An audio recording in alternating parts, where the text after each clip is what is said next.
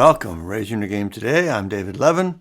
This is our Friday episode, so we're talking about the inner game of life. Tuesdays are for the mental game of sports and competition. Fridays are for the rest of our lives. So Happy New Year, 2025. Hard to believe. It really is. 25 years since the turn of the century. I love being able to say that. Y2K, if you remember that. Party like it's 1999, all of that. 25 years ago. How is that even possible? Time is just so hard to understand, isn't it? But anyway, we're here. We're back. We made it through the holidays. Got 3 more weeks until all hell breaks loose. Oh my goodness. I hope you're doing okay. Recovering, getting ready for the ride. Early signs are that it's going to be pretty crazy. No surprise there, of course, but you can definitely see it coming.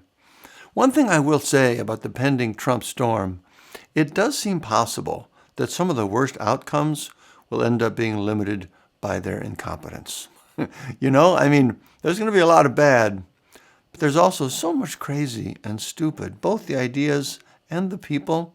So I'm slightly hopeful that the damage might be less than it otherwise would have been because they're just so dumb and feckless. That's pretty cold comfort, as they say, and I could be totally wrong. But that's the thread I'm hanging my hopes on at this point. Anyway, plenty to talk about as we start the new year. Jimmy Carter passing, some thoughts about him, the attack in New Orleans, Trump's continued crazy talk about Greenland and Panama and Canada, some crazies of the week that aren't from Trump, a system for your New Year, New You projects, our challenge of the week, and some more great new recommendations. All right, we'll start with ups and downs. So what gave me a lift this week and what things are pulling me down? For my ups, pickleball continues to make me happy both directly and indirectly. I got a new pickleball bag for Christmas to carry all my gear. Fancy new bag. It's super cool. Got sort of a 70s vibe with the colors. Makes me think of Bjorn Borg for some reason. Margaret got it for me. So I unwrap it. I'm checking it out, liking it. I see the tag with the brand on it. It says Queen of the Court. Queen of the Court. Margaret didn't realize it was a women's brand. We all got a good laugh out of that. So in my family now, I'm officially the Queen of the Court. That's funny. Peter and I have been playing a few times, and that's really fun too. He's getting good enough now to enjoy it and feel confident. That's excellent. Not that many things you can do like that with your kids. I mean, there's kids. He's almost 20 now. But anyway, where you're both getting a good workout and having fun. That's really great. Here's a fun thing. I got what I think is my first ever music royalty this week from online sales. It was $20.70. I'm not sure why exactly. Someone must have bought something, right? I'm guessing my recent Essential CD. But that's a little weird to think about. Was it someone I don't know? How would that happen? Someone I do know is also interesting. Anyway, got a big kick out of that. Another one, we got a new game for Christmas called Chameleon. It's a word game. You play with up to 8 people. You might have heard about it. It's hard to describe. You're basically trying to figure out which person doesn't know the secret word by giving clues and listening to what everyone else is saying. It's easier to play than to explain. But we played that several times over the break with different groups, and it is really fun. It's the kind of game where a lot of the fun comes from getting a look into how other people think. Really enjoyed that. Last up, we went to see the Bob Dylan movie, Complete Unknown, which was great. I'll talk about that later. But we did it in an old theater in Minneapolis that still had a full-size theater organ installed, just right in the middle of the stage. And they have someone play it before the movie on Fridays and Saturdays. And that was just really fun and interesting to see. It's a big organ, like 5 keyboards stacked up, something like 1,200 pipes in the organ. Super impressive. It was originally installed for vaudeville. Later it was played as the soundtrack for silent movies. It's just so cool to think about that. At the end of the performance, while the guy was still sitting at the organ playing, he hit a button and the whole thing started to lower back down into the stage with him on it. It's all just very cool and fun to see. And one fun detail for me, you might know on a big organ like that, if you can picture it in your mind, it has a ton of switches and knobs wrapping all around above the keyboards. They're called stops. And you pull these out or push them in to change the sound. They basically turn on and off the various pipes that make the different sounds. So at the end, as he was playing the big finale, the sound got very big and full and dramatic. And I realized for the first time that that's where the phrase, pull out all the stops, comes from. When you're really going for it, giving it all you've got, you literally pull out all the stops on the organ to get that maximum sound. That really tickled me too. For my downs, the biggest thing was the weather. We had a great trip to the cities over the break where we saw that movie and did a bunch of other stuff. But the weather the whole time was just miserable. Oppressively gray, foggy, cold, rainy, just truly depressing. And everyone was feeling it and commenting on it. It really is fascinating how real that emotional effect can be. Also, for me, there was a lot of family stuff. I mean, I love our family and generally enjoy getting together, but we had gatherings almost every day of one size or another for like a week straight. And that's just a little much for me. That starts to take a toll. I am very happy to be back home now and in the old rhythm, which is basically just hiding in my basement office all day. Also, a bit of a bummer falling off my Noom program, trying to lose a few pounds. I mean, it was silly to think it wouldn't happen with all the meals and cookies and chocolate and being away from home and all that. But still, it's a bummer to lose all that hard-earned progress and feel like you have to sort of start over again. You know, not happy about that, but what are you going to do? Cookies and chocolate, they're part of the deal. So now just got to get back on that horse. All right, those are my ups and downs for the week. Next up, top stories. The big story for me this week is the passing of Jimmy Carter. I remember so clearly when he was elected. I was in high school in 1976. And of course, I didn't know anything about politics, but I was so excited about him being our president. He seemed like such a good guy and a fresh change from Ford and especially Nixon before him. He was a little weird, especially to me, a teenage boy with rock star dreams, sort of a Mr. Rogers vibe with his sweaters and being so upfront about his faith. It's probably also fair to say that his presidency wasn't a great success, though I do think it was better than people tend to give him credit for. But he still seemed to be a genuinely good, mature, positive, humble, responsible person, which is just such a contrast with the classless, clueless, selfish child we have coming in now. It's sort of heartbreaking to think about that. But I am genuinely grateful to him and the example he set, especially as an ex-president. That was an amazing life. You have to wonder if we will ever get back to having our leaders have character like that again. Seems like we should be able to, right? Not sure why it's so hard. The other big thing this week was the attack in New Orleans, where the guy drove his truck into the crowd, killed 15 people. Horrible, violent attack. All the victims completely innocent, right? Just celebrating New Year's, having a good time. So Trump, of course, weighs in, making things worse by claiming it has something to do with bad immigrants coming in when it was actually an American citizen, born and raised in Texas. But the real story to me is how this guy ended up in this place. By all accounts, he was a typical American working his way through the system. Married, kids, good job, veteran. But somewhere along that path, like a year or so ago, he ended up clicking over into radical Islam. The reporting is that he pledged himself to the Islamic State, and that led him to making this attack. And by the way, if you wonder about that, about the link between radical Islam and an attack like this, just listen to his own words. He made a video before the attack where he said he originally planned to kill his family and friends too, which raises a whole other set of questions. But he changed his mind because he was afraid the media wouldn't focus on the important part, which was the, quote, war between believers and disbelievers, end quote. That's what he was doing. And that's what radical Islam believes is happening right now. They are in an active war against unbelievers. You, me, the whole rest of the world. And if you take up that fight, like he did, and kill unbelievers and die as a martyr, you will immediately go to paradise. That's the logic of it. It's crazy to us, but absolutely real for way too many people. And it leads them directly to doing things like this. So the question is, how did it happen? What pulled him down that rabbit hole in the first place? And is there any way we can keep it from happening to others? That's the real issue in my mind. It's not only the attack itself, but the larger danger it represents as these dangerous radical ideas spread. For our crazy of the week, I'll say again, I really wanted these to be sort of funny, but the more I hear about, the more sad they are. But here's a quick few ones anyway.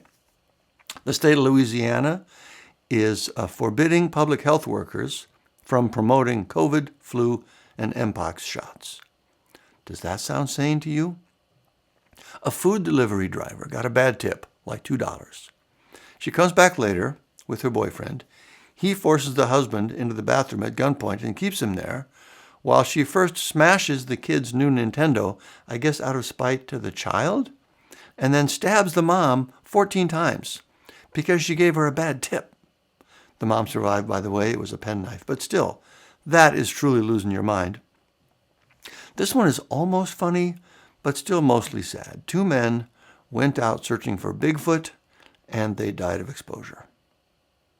Folks, we have to learn to stop and think things through. We really, really do. Anyway, that's Top Stories and Crazy of the Week. Next up, Inner Game Gold.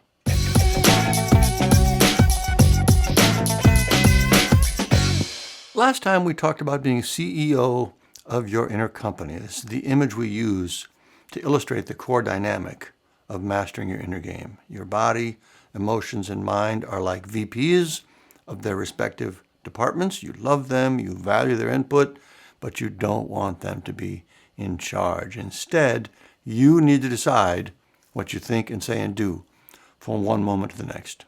That's super helpful. This week, as we start the new year, I want to talk about a system to put helpful ideas into action. That's always where it breaks down, right? We know things we should be doing. We hear new things we want to do.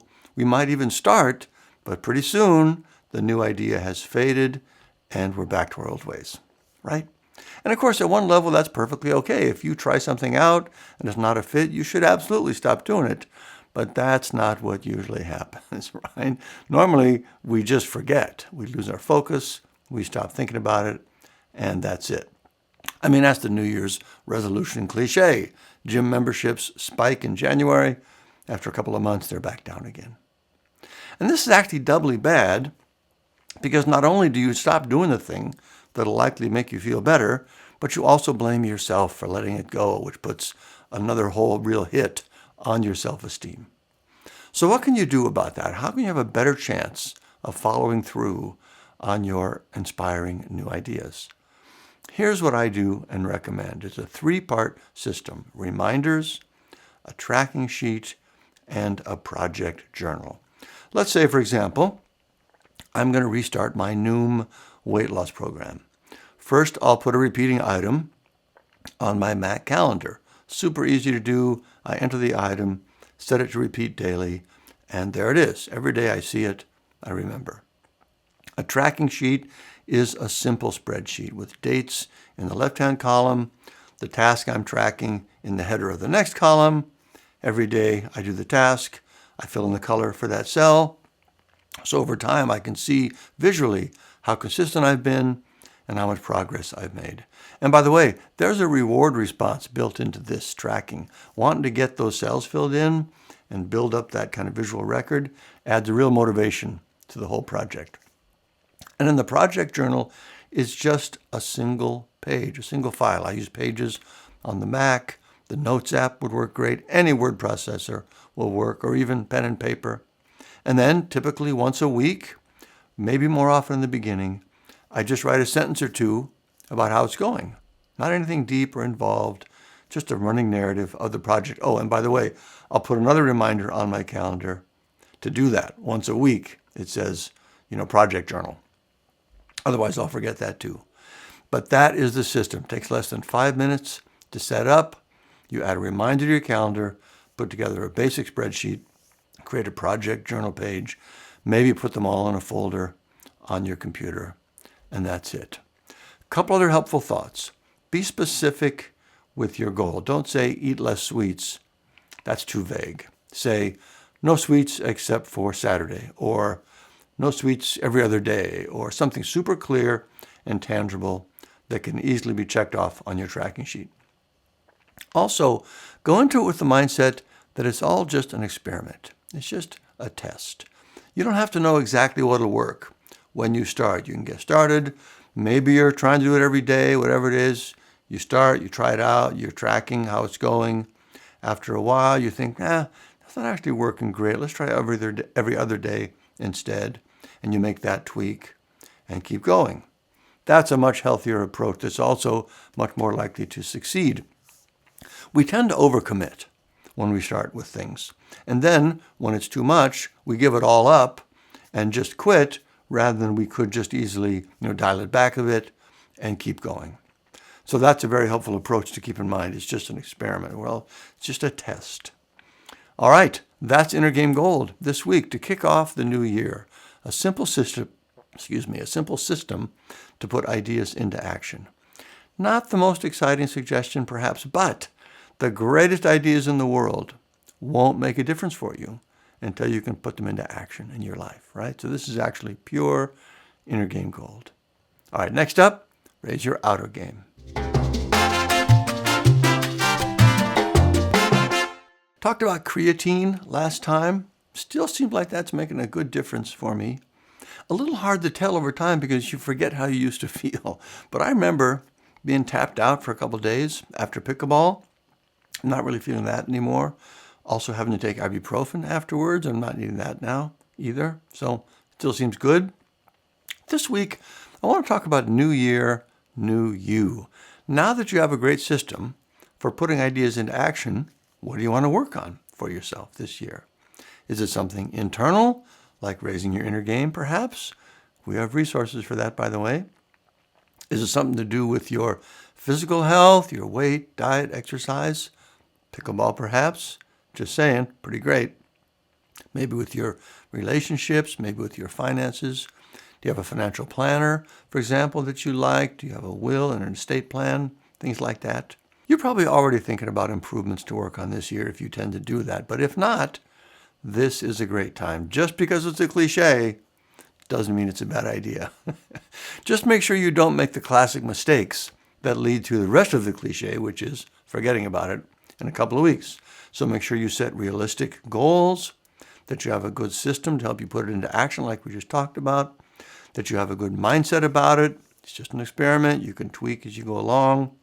Also, super helpful to do it with someone else, some sort of accountability buddy. Margaret has been super good about going for runs first thing in the morning.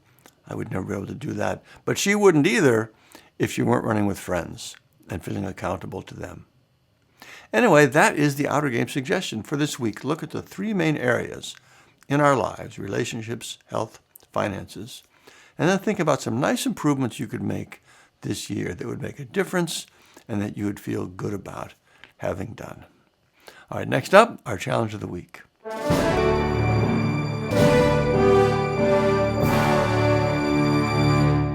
This week, let's set up your putting things into action system. Should just take a couple of minutes.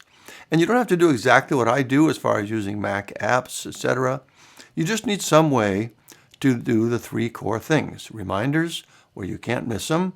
Tracking sheet, could be the Numbers app, Google Sheets, Excel. They all work great. And a project journal, and again, any sort of word processing app or even paper works for that. So pick one thing you want to start with, put those three pieces into place, and then start tracking. You can do more than one item at a time if you want, but one is also a good place to start. The important thing is to put the system in place and get in the habit of using it, and then you can use it for anything you want to work on at any time. It's really great. And that's the challenge this week. Next up, highly recommended.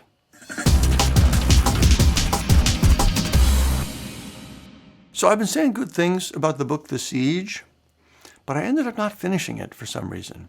Not even sure why, I just lost interest. Picked up another one in the Gabriel Allon series I've talked about before by Daniel Silva. Was starting to get into that, but then I got pulled into rereading The End of Faith by Sam Harris. I was having a conversation about religion with my son. I wanted him to read the book, and I started reading it again myself, just to remember what all he was saying in there.